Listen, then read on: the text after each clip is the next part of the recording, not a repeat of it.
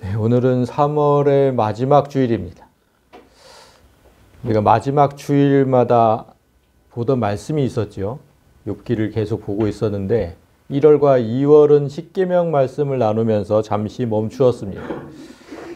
이제 다시 마지막 주일마다 욥기를 볼 텐데 작년에 12월에 보고 우리가 안 봤기 때문에 너무 오래됐죠. 그래서 기억이 잘 나지 않을 겁니다. 그래서 잠시 보고 갈 건데 욥기에는 욥의 발언과 달리 세 친구의 발언 속에는 거짓말이 섞여 있다 그랬죠.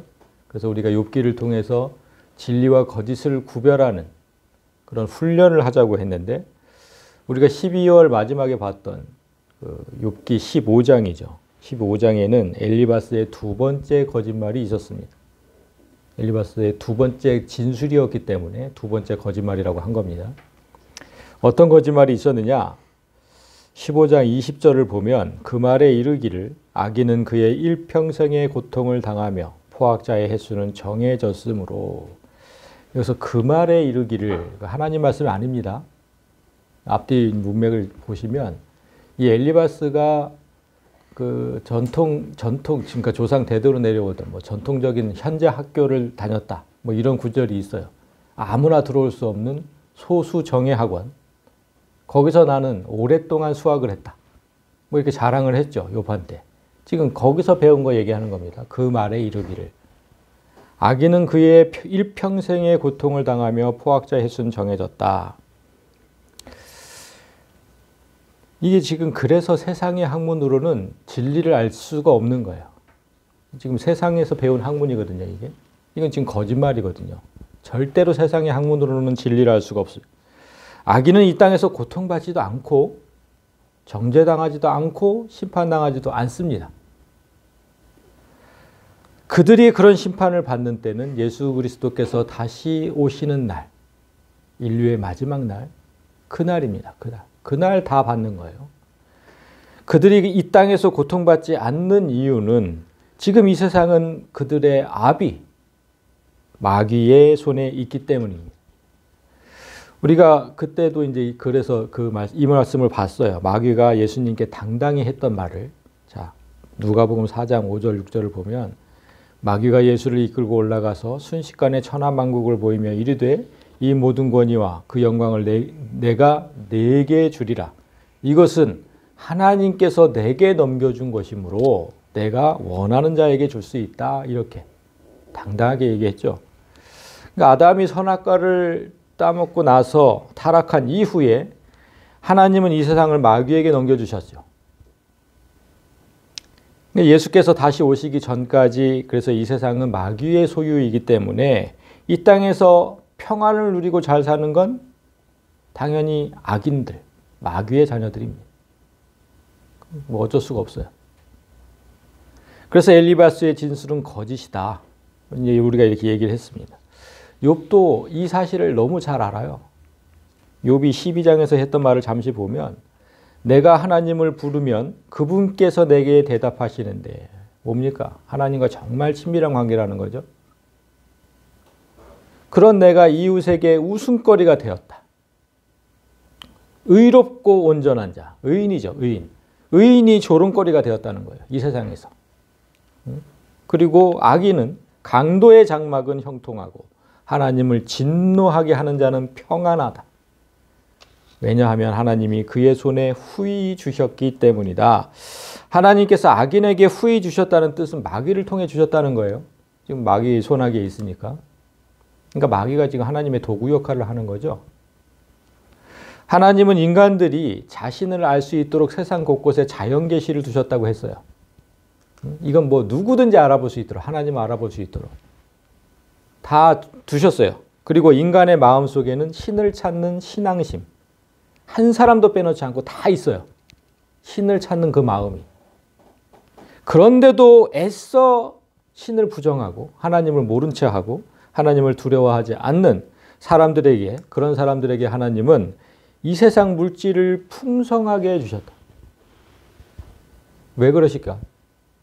그들이 그토록 사랑하는 물질을 따라가다가 결국 멸망에 이르도록 하시는 겁니다. 그래서 성경이 이렇게 얘기를 하죠. 돈을 사랑함이 일만하게 뿌리다. 이것을 탐내는 자들은 결국 미혹을 받아서 믿음에서 떠나게 되고 많은 근심으로써 자기를 찌르게 된다. 결국 멸망하게 된다는 거예요. 하나님보다 돈을 더 사랑하면 이 땅에서는 잘 먹고 잘 살게 돼요. 그건 사실입니다. 그러나 마지막 날 심판을 받고 영원한 멸망으로 가는 게 진리입니다. 성경이 말하는 진리. 그런데 친구들은 거꾸로 말을 한 거죠. 욥, 네가 악하게 살아서 지금 이 땅에서 그 고통을 받는 거다. 그러니까 너무 억울해할 필요가 없다. 그냥 인과응보다. 네 죄, 네가 받는 거다. 그러니까 지금까지 정말 친하게 지냈던 친구들에게 내가 악하게 살았다는 말을 들었을 때 그 사람 마음, 욥의 마음이 어땠을까요? 뭐 친구라고 했지만 우리 가장 가까운 사람들을 얘기해 보세요. 생각을 해보세요. 그 사람들이 나한테 네가 여태껏 악하게 살아왔대. 이 말을 들으면 어떨까요? 그래서 욥이 이렇게 얘기를 해요. 이제 오늘 본문에 속해져 있는 이제 16장인데요. 이런 말은 내가 너무나 많이 들었다. 너희들한테 너무나 많이 들었다. 너희는 다 재난을 주는 위로자들이다. 친구들이 번갈아 가면서 욥에게 막 이런 악담들을 퍼부어 대니까 이제 그만 좀 하라는 거예요. 너무 많이 들었으니까. 이 말씀 묵상하다가 제가 옛날에 그 친구라는 영화 거기서 주인공이 했던 말이 생각이 나더라고요. 고마해라. 많이 무었다 아이가. 이 대사가 생각이 났어요. 영화에서는 칼로 찌르는 걸 그만하라는 뜻으로 이제 얘기를 한 거지만 친구들이 지금 욥에게 하는 말이 칼로 찌르는 것과 뭐가 다릅니까? 똑같은 거예요, 똑같은 거. 너무나 아프게 찌르는 거. 그래서 욥은 친구들을 지금 재난을 주는 위로자들이다 이렇게 표현을 했습니다. 우리가 이 표현을 좀 귀담아 들을 필요가 있어요. 여러분이 누군가를 위로해 주겠다고 하는 그런 마음으로 하는 말들이 때로는 그의 자존감을 떨어뜨리고 그 상처를 더 깊이 후벼 파는 그런 결과로 나올 수 있거든요. 내가 항상 이렇게 뭐 욥처럼 당한다고 생각하지 말고 나도 그럴 수 있다고. 내가 하는 말들이 난 위로하려고 했는데 그 사람 상처를 더 그런 경우가 있어요. 네가 이렇게 살아서 어려움이 온 게 아닐까? 친구야. 네가 이렇게 살아서 어려움이 온 게 아닐까? 그러니까 이런 행동은 좀 고쳐봐. 그러면 하나님께서 다시 너를 회복시켜 주실 거야. 이런 얘기들. 여러분 이런 말이 위로의 말처럼 들려요? 여러분이 지금 듣기에는? 그러니까 내가 지금 어려움을 겪고 있는데 가장 가까운 사람이 와서 네가 이렇게 살아서 라고 지적을 하는 거잖아요. 이게 위로가 될까요? 더 마음이 아파요. 더 자존심 상하고. 깊은 고통과 슬픔 속에서 비를 맞고 서 있는 친구에게 우산을 씌워주는 건 도움이 안 돼요. 왜 도움이 안 될까요? 이미 다 젖었거든요. 다 젖었어요. 머리든 옷이든 다. 그때 씌워주면 무슨 도움이 돼요, 그게. 그 제일 큰 위로는 내가 나를 바치고 있던 그 우산을 버리고 그 친구 옆에 서서 함께 비를 맞는 것이라고 제가 그때도 한번 얘기를 했어요. 그게 진짜 위로가 돼요. 그러니까 위로라는 이름의 어설픈 우산을 치워버리세요. 이미 다 젖었다니까. 여러분이 할 수 있는 게 없어요. 그 어설픈 우산을 치워버리고 그 친구 옆에 가서 그냥 서세요. 같이. 처음에 욥의 친구들이 그걸 했거든요. 그거를. 몇 날 며칠을 같이 앉아서 울었거든요. 그땐 진짜 좋은 친구들이었죠. 그래서 욥이 친구들에게 이렇게 말을 합니다. 나도 너희처럼 말할 수 있어. 가령 너희 마음이 내 마음자리에 있다 하자. 나도 그럴듯한 말로 너희를 치고 너희를 향하여 머리를 흔들 수도 있어. 여기서 지금 마음이 내 마음에 있다고 하자. 이게 지금 마음이 원어로 이게 네펫입니다. 네펫이 알죠? 루아우와 네펫이. 네펫이는 육체가 있는 존재의 혼, 루아우는 육체가 없는 존재의 혼. 잊어버리시면 안 돼요. 그러니까 지금 혼이에요, 혼. 그러니까 쉽게 말해서 네 영혼이 내 마음, 내 몸속에 들어왔다고 치면 그렇게 치면 그 얘기예요.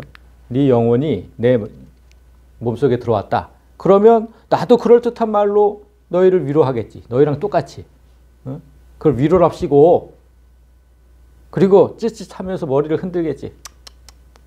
에휴, 네가 그러니까 그런 거야. 이걸 위로해요, 이게? 지금 그 얘기하는 거예요. 응? 그러나 이건 위로가 아니다. 나는 그렇게 하지 않겠다. 그게 5절입니다. 그래도 나는 입으로 너희를 강하게 하며 입술의 위로로 너희의 근심을 풀었으리라. 그래서 입술의 위로로 제가 빨간 걸로 해놨는데 여러분 잘 생각해 보세요. 친구들도 지금 뭐 입으로 얘기했잖아요. 근데 그건 위로가 아니래. 근데 자기는 입으로 강하게 하고 입술의 위로로 입으로 근심을 풀어주겠대.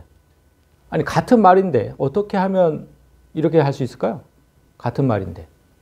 같은 입으로 하는 말인데 어떻게 하면 힘이 되고 어떻게 하면 상처를 줄까요? 여러분 지금 이 욥이 말한 이걸 하려면 복음을 전해야 되는 거예요. 복음. 지금 상처를 당한 사람에게 고통을 당하고 있는 사람에게 복음을 전해야 돼. 복음이 뭐죠? 복된 소식이잖아요. 기쁜 소식. 지난주일 성경에서 우리가 구원이라는 단어가 꼭 영혼의 구원만을 의미한다고 하지 않았죠? 죽어서 천국 가는 것, 그것만을 의미하지 않고 이 땅에서 겪는 어려움 속에서 탈출시키는 것, 그걸 구원이라고 했잖아요. 그걸 구원이라고도 표현했다. 그러니까 구원의 소식이 바로 복음이에요. 그죠? 구원의 소식이 복음이라고. 그래서 복음은 이 땅에서의 불행도 행복으로 바꾸는 힘이 있거든요. 복음을 전하면 이렇게 할 수 있다고. 그러니까 네가 과거에 이렇게 살아서 이런 거야. 이렇게 말하면 그건 죄를 계속 들춰내는 거니까 복음이 아니에요. 죄를 들춰내는 그거 율법이라고 그랬죠. 그건 복음이 아니에요. 근데 이 고통 속에서도 야, 친구야, 잘 생각해봐. 이 고통 속에서도 어떤 주님의 뜻이 있을 거야, 분명히. 어? 그래서 조금만 견디면 그 선하신 뜻 가운데서 반드시 너를 회복시키시고 너를 다시 일으키실 거야. 이거 복음이잖아요. 이게 복음이거든요. 이렇게 기쁘고 복된 소식을 전하면 복음이 되고 멋진 위로가 되는 거예요. 그러니까 지적하지 마세요. 네가 이렇게 살아서. 지적하지 마시고 복음을 전하세요.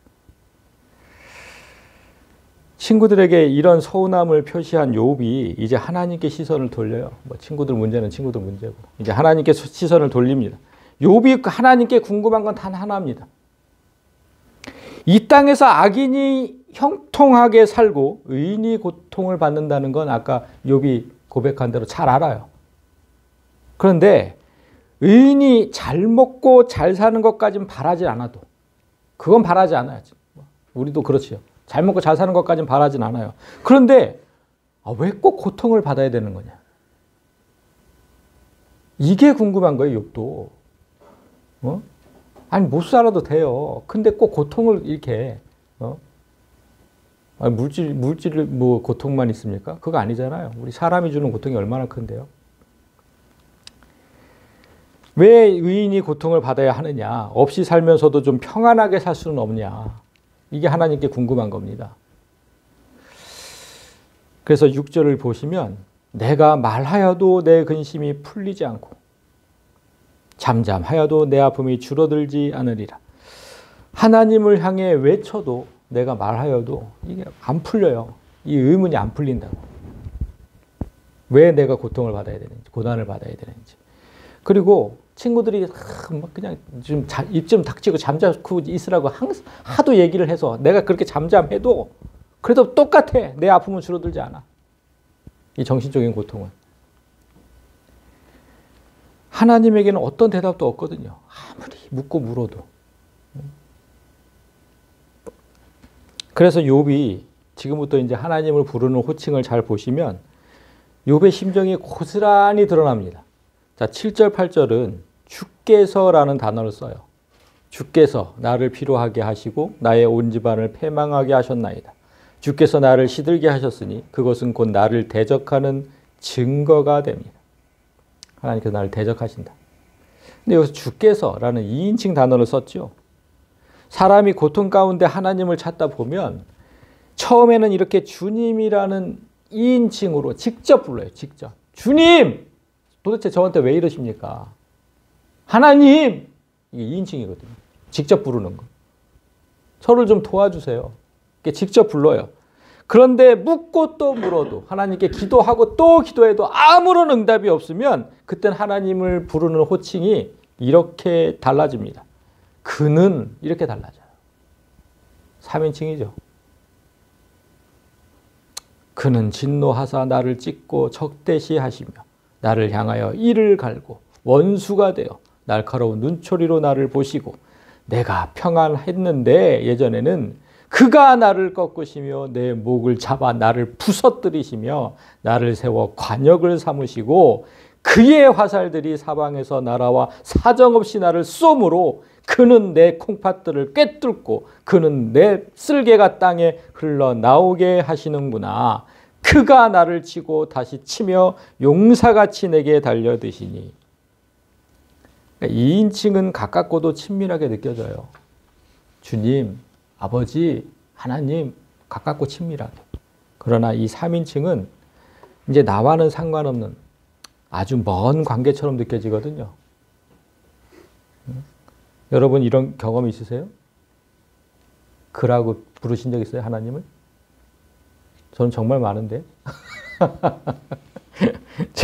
하나님 제발 좀 도와주세요. 이렇게 기도하다가 하나님이 정말 아무 대답이 없으면 저 욥기를 읽으면서 정말 욥하고 많이 감정이입이 돼요. 그래서 진짜 하나님이 아무 대답이 없으시면 그때는 이렇게 저도 얘기를 했어요. 아, 이제 그만하자. 그만 기도하자. 그분의 일이니 그분이 알아서 하시겠지. 이렇게 되더라니까. 아, 그분이 알아서 하시겠지 뭐. 내가 뭐라고. 교회가 어떻게 되든지 말든지. 그분 교회지 뭐. 내 교회야. 이렇게 되더라고. 그러니까 아주 냉소적으로 변하는 거예요. 나를 도무지 돕지 않는 하나님. 하나님께서 나를 모른 채 하시는데 나만 매일 목매면 무슨 소용이 있냐. 그분이 알아서 하시겠지. 왜 나에게 이런 시련을 주시는지 말씀해 주시면 그 이유라도 얘기해 주시면 제가 좀 견뎌보겠다고. 그리고 언제까지만 견디면 되는지 그 기간만이라도 좀 얘기해 주시면 잘 견뎌보겠다고. 근데 이유도 기간도 말씀을 안 하세요. 아무것도 말씀을 안 하신다니. 그러니까 사람이 견디겠습니까? 욥은 지금 그 문제로 괴로워하는 거예요. 12절. 내가 옛날에는 평안했어. 그런데 갑자기 그가 나를 꺾으시고 내 목을 잡아서 나를 부서뜨리고 나를 세워 간역을 삼으셨대요. 예전엔 정말 평안했죠. 그렇다고 욥이 거만하거나 악을 행하지 않았거든요. 우리가 여태까지 다 봐왔지만 그건 하나님께서도 잘 아세요. 그러니까 마귀에게 자랑을 했죠. 욥을. 가난한 자를 돕고 하나님 앞에 죄를 짓지 않았습니다. 욥은. 수시로 자신을 돌아봤어요. 그런데 느닷없이 이렇게 하신 거거든요. 그러니까 이유도 없고 무슨 왜 그러시는지 말씀도 안 해주시고 기간도 없고 어떤 설명도 없어요. 그러니까 욥이 그냥 억울해서 못 살겠는 거예요. 억울해서. 그렇게 영문도 모르는 고통이 계속되니까 그 고통이 얼마나 큰지 이렇게 표현을 합니다. 그의 화살들이, 그러니까 하나님께서 쏘신 그 화살들이 사방에서 날아와 사정없이 나를 쏘고, 그가 내 콩팥들을 깨틀고, 그가 내 쓸개가 땅에 흘러나오게 하고, 정말 표현이 정말 적나라하죠. 수없이 많은 화살이 내 배에 꽂히니까 백가죽이 찢어지고 내장이 쏟아졌대잖아요. 그만큼 아프다는 거예요. 그만큼 아프다는 거. 그렇게 탄원을 그만큼 아프다고 제발 좀 그만하시라고. 그렇게 탄원해도 하나님은 아무런 답이 없어. 아무런 답. 그가 나를 치고 다시 치며 치고 또 치고 또 치고 또 치고 용사같이 내게 달려들지. 도무지 내가 당해낼 재간이 없어. 내가 굵은 배를 꿰매어 내 피부에 덮고 내 뿔을 티끌에 더럽혔구나. 뿔은 성경에서 그 존엄과 영광을 상징하거든요.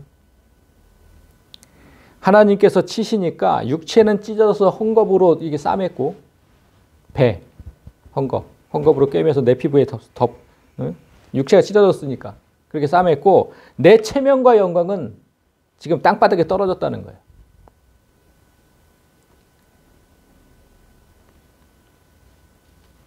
참 요즘에 제가 많이 겪는 감정인데 이것만 보면 아무튼 저가 많이 이게 감정이입이 되는 거예요. 내 얼굴은 울음으로 붉었고 내 눈꺼풀에는 죽음의 그늘이 있구나. 매일 울음으로 지새우니까 얼굴은 퉁퉁 부었고 이제 눈물을 쏟던 두 눈에는 죽음의 그늘이 서려 있어. 그러나 여러분, 그러나 그 다음 절을 보시면 나는 정말 억울한 거예요. 내 손에는 포악이 없고 나의 기도는 정결했어.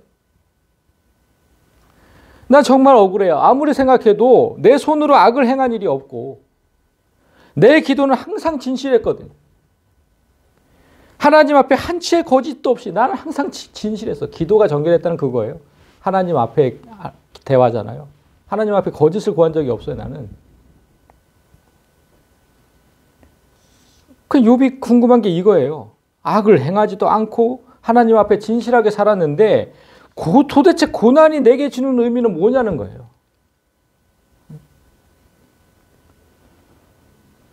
우리는 누군가 이렇게 물으면 이 질문에 너무 쉽게 답을 해요. 아, 네가 좀 더 겸손해지라고. 아, 네 믿음이 좀 더 견고해지라고 그런 시련을 주시는 거야. 아, 정말 많이 듣는 위로죠, 이게. 응? 그런데 욥은 거만하지도 않았어요. 그의 믿음은 하나님께서 사탄에게 자랑하시는 믿음이었고, 그러니까 그런 답은 모든 이에게 적용될 수 없는 거예요. 함부로 말하지 마세요. 응? 뭘 좀 더 겸손하라고, 믿음이 견고하라고. 그렇다면 신실한 성도에게 고난은 대체 왜 필요할까? 아무리 생각해도 모르겠고 아무리 생각해도 억울할 때 우리가 해야 할 일은 오직 하나밖에 없습니다. 그게 무엇인지 이제 욥이 보여줍니다. 18절. 땅아, 여기서부터 이제 우리가 함께 읽었죠. 내 피를 가리지 마라. 나의 부르짖음이 머물 곳을 얻지 못하게 하라. 이게 무슨 뜻이냐면요. 욥이 아무튼 시가서니까 표현들이 너무 시적인데 이런 얘기예요. 욥은 먼저 땅을 향해서 이렇게 지금 분명하게 말을 해요. 땅아, 내가 억울하게 쏟은 피를 절대로 가리지 마라. 내가 억울하게 쏟은 피를. 응? 절대 가리지 마라. 왜냐? 하늘에서 똑바로 봐야 되니까. 가리지 마. 그리고 내가 피를 토하며 부르짖었던 그 울분을 붙잡지 말고 하늘로 올라가게 냅두라는 거예요. 정말 멋있는 표현이죠. 시적인 표현. 내가 쏟은 피를 하늘이 보고 내가 쏟은 울분이 하늘로 올라가야 한다. 왜냐하면 그게 다음 절이에요. 지금 나의 증인이 하늘에 계시고 나의 중보자가 높은 데 계시기 때문에 나의 증인, 나의 중보자 누굽니까? 예수님. 예수께서 나의 억울한 피를 보시고 울분을 들으셔야만 한다는 거예요. 놀랍죠? 지금 욥이 한 얘기인데 놀랍죠? 욥은 예수라는 이름은 몰라요. 예수라는 이름은 몰랐겠죠, 당연히. 그럼 모르지만 하늘에 나의 중보자가 계신다는 사실을 정확하게 알고 있는 거예요. 나의 억울함을 하늘에서 탄원해 주실 나의 중보자. 너무너무 억울하거든, 나는. 그분이 내가 흘린 피와 눈물을 보신다면 반드시 하나님과 나 사이에 중재를 서실 것이다. 욥은 하늘에 우리의 중보자가 계신다는 사실을 어떻게 알았을까요? 여러분. 그 사실을 어떻게 알았을까요? 성경도 없었는데.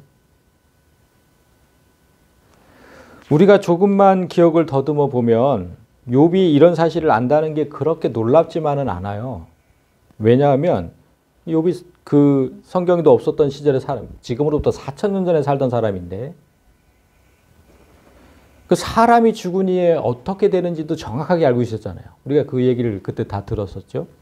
14장이었는데 사람이 누우면 다시 일어나지 못하고 하늘이 없어지기까지는 눈을 뜨지 못하며 잠을 깨지도 못한다.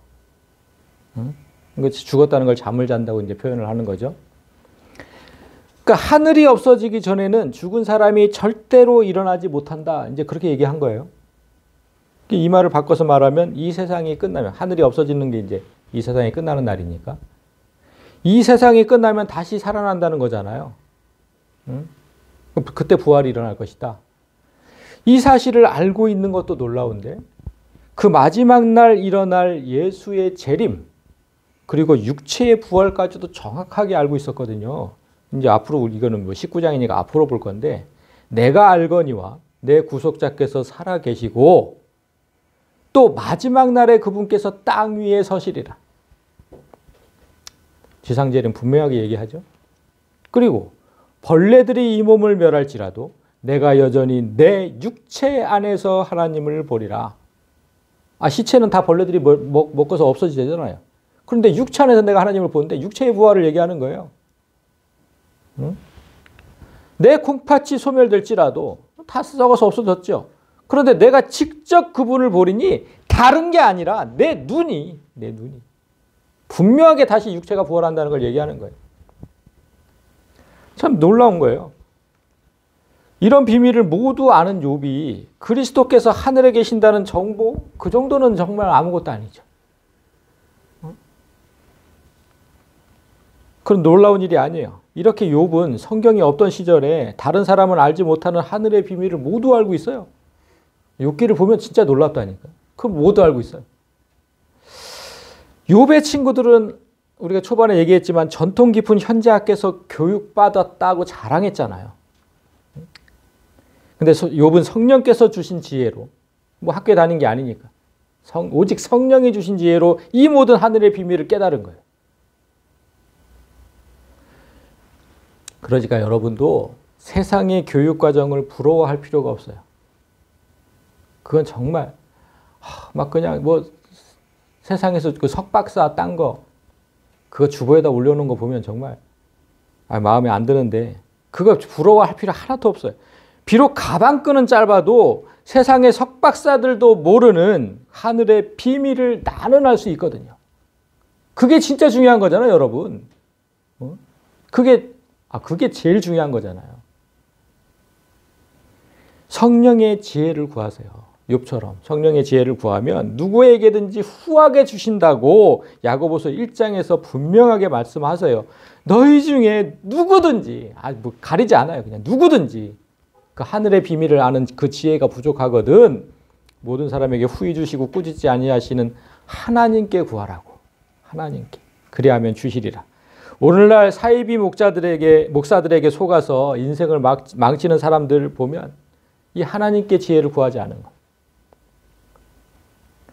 그런 문제점이 있는 거예요. 왜 목사의 말을 그렇게 철석같이 믿습니까?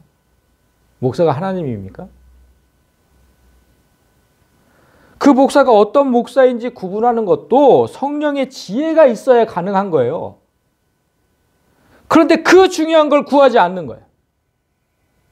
그게 제일 중요한 건데 내가 어떤 목사에게서 지금 말씀을 듣고 있는지 그걸 구분을 할 수 있어야 되는데 하나님께 지혜를 구하지 않은 사람들은 사이비 목사를 비난할 자격이 없어요. 자기가 안 한 거예요. 자기가. 하나님께 구하라고. 하나님께. 목사에게 의지하지 말고. 이제 이렇게 하늘의 비밀을 아는 성도가 욥처럼 하늘의 비밀을 알았다면 우린 다 알잖아요. 지금 이미 성경을 통해서. 그래 알았다면 성도가 해야 할 일이 무엇인지 잘 보십시오. 이제 20절을 보시면 나의 친구는 나를 조롱하고 내 눈은 하나님을 향하여 눈물을 흘리니 인간관계가 쉽지 않아요. 그죠? 우리가 살면서 정말 인간관계가 쉽지 않아. 친구뿐만 아니라 내 가족들과의 관계도 진짜 쉽지 않거든요. 그런데 하나님의 관계는 더 어려워요. 보이지 않는 그 하나님과의 관계가 어떻게 쉬울까요? 당연히 어렵죠. 그 어려운 관계를 풀어주는 분이 바로 예수 그리스도라는 건데 그 다음 절이에요. 사람과 하나님 사이에와 인자와 그 이웃 사이에 중재하시기를 원하노니. 그런데 제가 이 구절 보면서 정말 좀 아쉬웠어요. 번역이 좀 아쉬워요. 번역이. 이 구절은요. 번역이 좀 잘못된 거예요. 이 번역대로라면 예수께서 중재를 서는 관계가 두 가지죠. 하나님과 사람 사이. 그 다음에 파란 거는 사람과 사람 사이죠. 이 번역대로라면 그렇게 보여요. 그러나 그건 잘못된 거예요. 중보자라는 개념이 잘못된 거예요. 예수께서 중재를 서는 건 오직 하나님과 사람 사이예요. 사람과 사람 사이는 그냥 변호사가 할 일이고 그건 중보자의 역할이 아닙니다. 이 구절을 원문 그대로 제가 번역을 해서 갖고 왔어요. 원문 그대로 정확하게 번역을 하면 사람이 자기 이웃을 위해 변호하는 것 같이 예수께서 중보자가 한 사람을 위해 하나님께 변호해 주길 바란다 이런 거예요.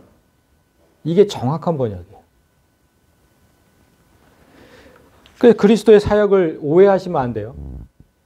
하나님과 사람 사이에서 일어나는 모든 문제를 해결해 주시는 역할, 그 사역을 우리의 중보자 예수 그리스도께서 하시는 겁니다. 그래서 마지막 절을 보세요.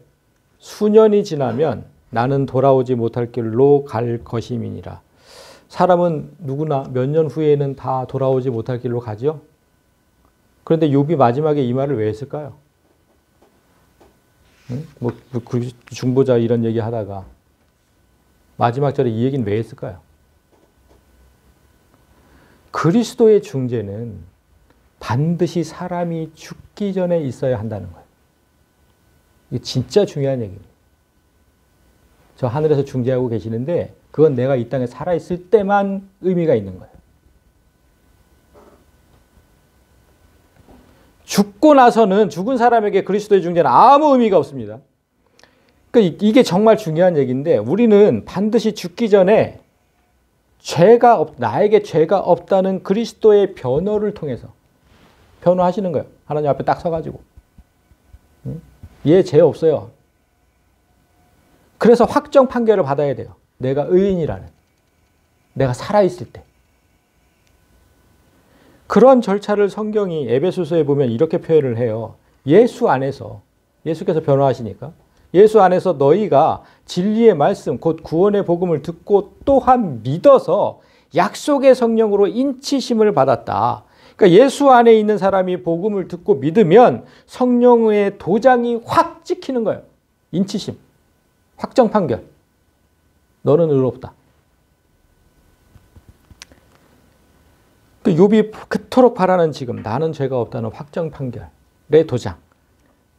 그러니까 지금 아까 욥이 얘기했던 27절 내 손에는 포악이 없고 나의 기도는 정결하다. 이 진술이 욥이 교만해서 나온 진술이 아니에요. 친구들은 또 교만하다고 얘기했지만 교만해서 한 게 아니고 그리스도에 살아계신 내 중보자가 하늘에 살아계시고 그분이 나를 위해 변호하시고 결국 내가 죄가 없음을 판결받을 수 있다는 확신에서 나온 고백인 거예요. 그러면 제가 여기서 하나 질문을 한번 해볼게요. 예수께서 우리의 중보자가 되시오. 그죠? 우리의 중보자. 그 예수님만이, 오직 그분만이 우리의 중보자가 되세요. 다른 존재는 절대로 그런 중보자가 될 수가 없어요. 왜 그럴까요? 왜 예수만이 우리의 중보자가 될까요? 왜 천사들은 안 될까요? 왜 예수만이 해야 돼? 이유가 뭐예요? 예. 예. 하나님께서 그렇게 정하셨기 때문에. 그럼 천사를 정하면 천사도 되네. 천사로 정하시면. 그렇게 되잖아요, 그러면. 그죠? 정말 중요한 거예요. 그래서 왜 예수만이 중보자이실까? 그 이유가 뭐냐면 예수님만이 하나님이시면서 사람이기 때문이에요. 그래서 그분만 가능해요. 하나님이시니까 하나님을 너무 잘 알고 사람이시기 때문에 사람을 너무 잘 알아요. 그래서 하나님과 사람 사이에 분쟁이 생기면 둘을 너무 잘 아는 예수님만이 가능해요. 그게. 천사는 가능하지 못, 사람이 아니니까.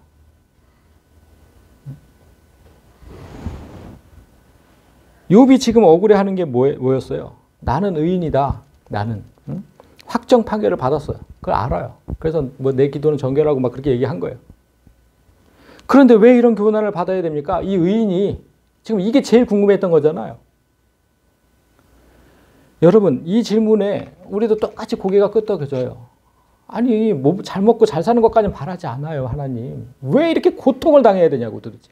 의인이. 이 욥의 질문에 우리도 고개가 끄덕여진다면 지금부터 잘 들으세요. 이제 또 좀 젖이 아니라 밥이 될 수도 있는데. 여러분, 아담이 무슨 뜻이죠? 아담? 사람. 자, 분명히 아담. 사람이에요, 사람. 인류, 인간. 아담이라는 존재가, 그러니까 사람이잖아요, 사람. 아담이라는 존재가 따로 있다고 생각하지 마시고, 우리 모두가 아담이라고 생각을 해야 돼요. 우리 사람이잖아요. 선악과를 따먹은 사람이 따로 있는 게 아니라, 우리 한 사람 한 사람이 모두 선악과를 따먹고 형벌을 받아서 이 땅에 떨어진 것이라고 생각을 해야 돼요. 내가 사람이니까, 내가 아담이니까.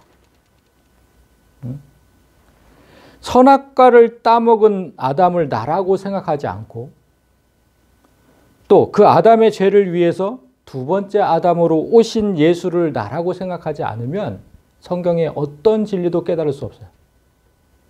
둘 다 나예요. 성경이 두 번째 아담이라고 표현하잖아요. 예수님을. 아담, 사람. 욥이 누구도 모르는 하늘의 비밀을 깨달았던 것처럼 우리도 성령의 지혜로 아무도 모르는 이런 진리들을 깨달아야 돼요. 그리스도께서 아담의 형벌을 대신 받은 또 다른 아담이에요. 그걸 로마서에서 이렇게 표현을 해요. 한 사람이 순종하지 아니함으로 많은 사람이 죄인 된 것 같이 한 사람이 순종하심으로 많은 사람이 의인이 되리라. 제가 그래서 아담으로 써놓은 거예요. 아담이 순종하지 않아서 죄인이 됐고 아담이 순종해서 의인이 되었다고요. 이 원리를 잘 생각해야 돼요, 여러분. 내가 사람이라고 생각한다면, 내가, 아담. 내가 다 사람이잖아요, 사람. 여러분, 사람 아닌 사람이 있어요? 내가 사람이라고 생각한다면, 여기에 나를 집어넣고 다시 한번 읽어보시라니까. 내가 순종하지 않아서 내가 죄인이 됐고, 내가 순종해서 내가 의인이 됐다고.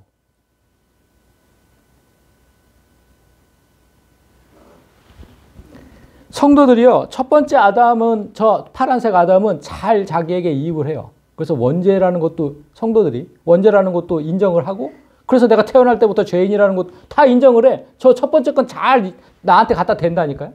저게 나라고. 그렇잖아요. 원죄를 인정하는 사람은 저 첫 번째 아담이 나라는 걸 인정하는 사람이에요. 그런데 이상하게 이 두 번째 거에 자기를 적용하라 그러면 되게 부담스러워요. 내가 무슨 예수냐고. 아니, 첫 번째 거는 인정해놓고 왜 두 번째 거는 인정 안 하시냐고.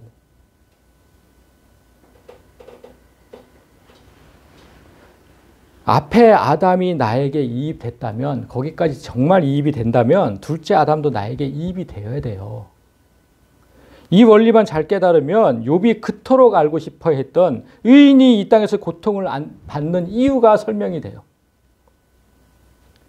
내가 선악과를 따먹으면서 악을 알게 되었어요. 내가. 저 태초에 있던 그 한 사람 아니고 나 아담이니까, 사람이니까. 내가 선악과를 따먹고 내가 악을 알게 되었고 내가 악과 동침하게 된 거예요. 그 사탄과. 동침이라는 거 아시죠? 그렇게 나는 마귀의 사람이 됐어요, 이제. 동침했으니까. 내 아내가 내 사람인 것처럼. 동침한 건 마귀의 사람인 거예요.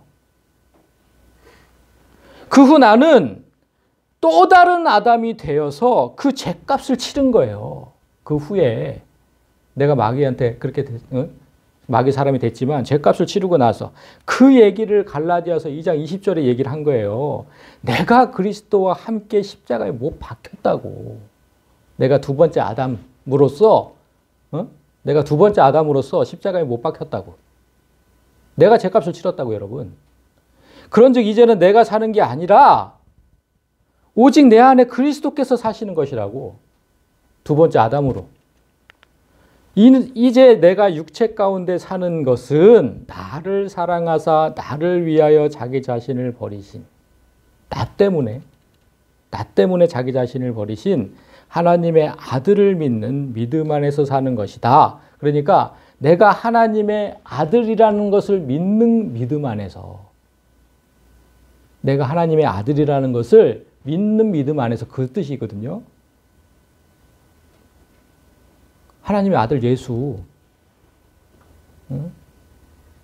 그걸 좀 믿으시라고요. 그걸 믿음 안에서 사는 거라고 나는 지금. 내가 두 번째 아담이고 그 예수고 이게 인정이 안 되면 성경에 어떤 것도 인정이 안 돼요.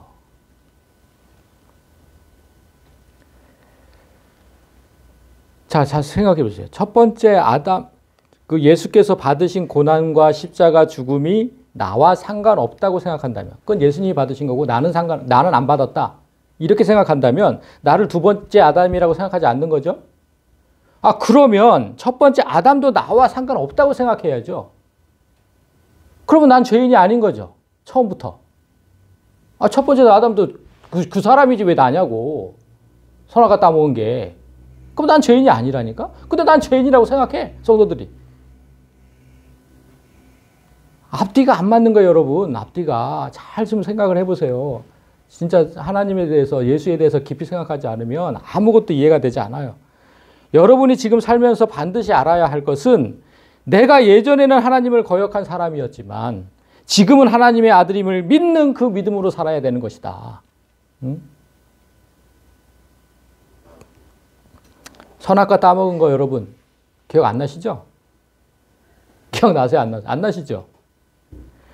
마찬가지로 십자가에 못 박힌 것도 기억하지 못할 거예요. 여러분. 기억 안 나실 거예요.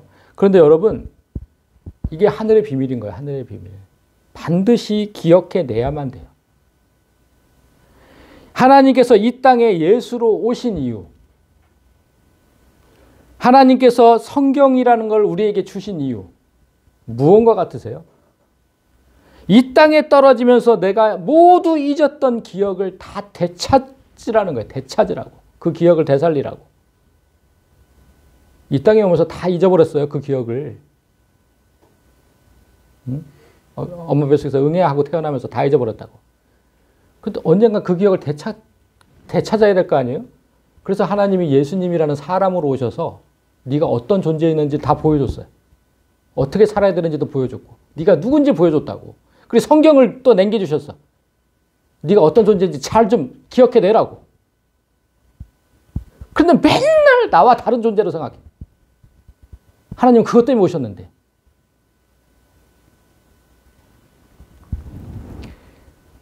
내가 이 땅에 와서 고난을 받고 이 땅에 와서 십자가에 달려 죽었던 일 다 기억해내셔야 됩니다. 이런 얘기가 아직도 꿈처럼 들린다면 하나님께 지혜를 달라고 기도하세요. 아까 야고보서 1장에서 얘기했던 대로. 좀 제발 좀 지혜를 달라고 기도하시라고. 이거 깨달아지도록. 제가 여러분보다 먼저 욥처럼 그 친구들이 알지 못했던 것을 먼저 알게 되었어요. 그래서 저는 전하고 있는데 이 말이 사실인지 아닌지는 여러분 스스로 판단해야 돼요. 그래야 믿어져요. 안 그래요? 내가 깨달아져야 믿어지지. 저는 한치의 의심도 없이 믿어지는데. 이제 말씀을 맺겠습니다. 우리가 이 땅에서 고통을 받는 이유, 우리가 선악과를 따먹은 죄인이기 때문이에요. 지금 형벌을 받고 있는 거예요. 형벌을 받고 있는 거. 따라서 십자가 고통 없이, 그 형벌이잖아요. 형벌. 십자가 고통. 십자가 고통 없이 부활의 영광을 그건 진짜 정말 어이가 없는 거죠. 어떻게 형벌도 없이 십자가 영광, 부활의 영광만 바래요. 그거 처음부터 사탄이 했던 계략이에요. 사탄은 처음부터 인류에게 그런 전략을 구사를 했어요. 어떤 노력과 희생도 없이 그저 따먹기만 하면 하나님이 된다. 이게 속였잖아요. 그렇게 인류를 무너뜨렸으면서 두 번째 아담인 예수님께도 나에게 절만하면 천하를 다 주겠다고 그랬다니까요. 응?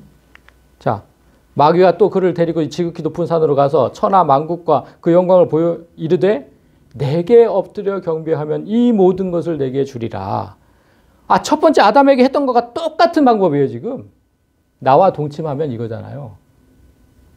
그러니까 뭐 어떤 고통도 없이 그냥 고통 없는 승리, 고통 없는 영광을 주겠다. 고통 없는 영광이 어디 있어요, 여러분? 고통 없는 영광이. 예수님은 이 죄를 단호하게 거절하시고 십자가의 길, 고난의 길을 가셨잖아요. 형벌 받는 길로. 나 하나님께 형벌 받을 거야. 내가 지은 죄 다시는 너한테 안 쏟고 하나님께 형벌 받을 거라고. 그래서 십자가의 길 가신 거예요. 내가 두 번째 아담에 속했다고 생각한다면 이 고난의 길을 가야 하는 거예요, 여러분. 아무런 노력도 없이 어떠한 희생과 고통도 없이 그냥 달콤한 열매만 바란다면 그건 마귀가 권하는 선악과를 또 따먹는 거예요. 십자가 없는 면류관 없습니다. 고통 없는 영광 절대로 없습니다. 세상의 영광도 뼈를 깎는 노력과 고통 없이는 얻을 수 없잖아요. 그런데 하물며 하늘의 영광을 그렇게 얻으려고? 이제 도둑놈 심보죠. 나로 말미암아, 나 예수로 말미암아 너희를 욕하고 박해하고 거짓으로 너희를 거슬러 모든 악한 말을 들을 때에는 세상에서 지금 욥이 당하고 있고 우리가 당하고 있는 고난의 현실이에요, 이게. 내가 예수로 살려고 하면 항상 이런 고난이 따라와요.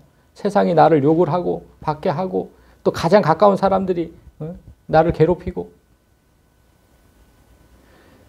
세상에서 당하는 고난, 그 물질이 없어서 당하는 고난 그거 아닙니다. 사람이 주는 고통이 더 커요. 얘기하시잖아요. 사람이 주는 고통이 더 크다고. 내 가장 가까운 사람으로부터 받는 고통, 그 고통이 너무나 크지만 참고 또 견디다 보면 최후 승리가 여러분에게 있을 거라고 예수님이 말씀하셨어요. 너희에게 복이 있나니 기뻐하고 즐거워해라. 하늘에서 너희의 상이 큼이라. 성도 여러분, 고난은 우리가 받아야 하는 숙명 같은 거예요. 의인이 받아야 하는, 두 번째 아담인 예수가 받아야 하는 숙명 같은 게 고난이에요. 이 땅에서 받는 고난이 여러분이 하나님의 자녀라는 사실을 증명하고 또 이 땅에서 받는 고통이 우리에게 커다란 승리의 영광으로 돌아온다는 사실, 그것만 기억하신다면 우리는 해낼 수 있습니다. 여러분이 그런 고통의 시간에 서로 돕고 힘이 되어주는 그런 공동체가 되시기를 진심으로 소망합니다. 아멘.